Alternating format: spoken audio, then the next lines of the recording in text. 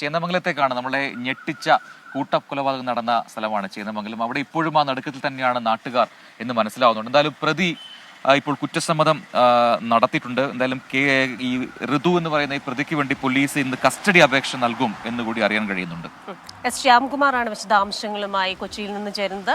Shyam, good morning. ഇതിലെ പ്രതി ഋതു അയാളുടെ കസ്റ്റഡി അപേക്ഷ ഇന്ന് നൽകുകയാണ്. കൂടുതൽ വിവരങ്ങൾ എന്തൊക്കെയാണ് ഇതുമായി ബന്ധപ്പെട്ട്? കഴിഞ്ഞ ദിവസം നാട്ടുകാരുടെ വലിയ രോഷമൊക്കെ ഉണ്ടായിരുന്നല്ലോ. തീർച്ചയായും പ്രതിക്കെതിരായിട്ടുള്ള രോഷം ഒരു തെല്ല് പോലും ശമിച്ചിട്ടില്ല ആ പ്രദേശത്ത്. കാരണം അവിടെ ആ പ്രദേശം ആകെ വലിയ രീതിയിൽ പ്രശ്നം ഉണ്ടാക്കിയിരുന്ന ഒരാളാണിപ്പോൾ.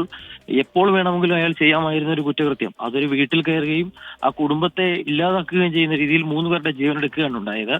പ്രതിക്കെതിരെ ഇന്ന് കോടതിയിൽ ഹാജരാക്കിയപ്പോൾ ഉണ്ടായ പ്രതിഷേധവും അങ്ങനെ തന്നെയാണ് അവിടെ ഉണ്ടായത്. ഇന്ന് പോലീസ് പ്രതിയെ കസ്റ്റഡിയിൽ വേണമെന്നാവശ്യപ്പെട്ട് അപേക്ഷ കോടതിയിൽ സമർപ്പിക്കും. പറവൂർ 1ാം ക്ലാസ് മജിസ്ട്രേറ്റ് കോടതിയിലാണ് അപേക്ഷ സമർപ്പിക്കുന്നത്. ഏതായാലും കോടതി ആ അപേക്ഷ തിങ്കളാഴ്ചയോട് ഓപ്പൺ കോർട്ടിൽ മാത്രമാകും അത് പരിഗണിക്കുക.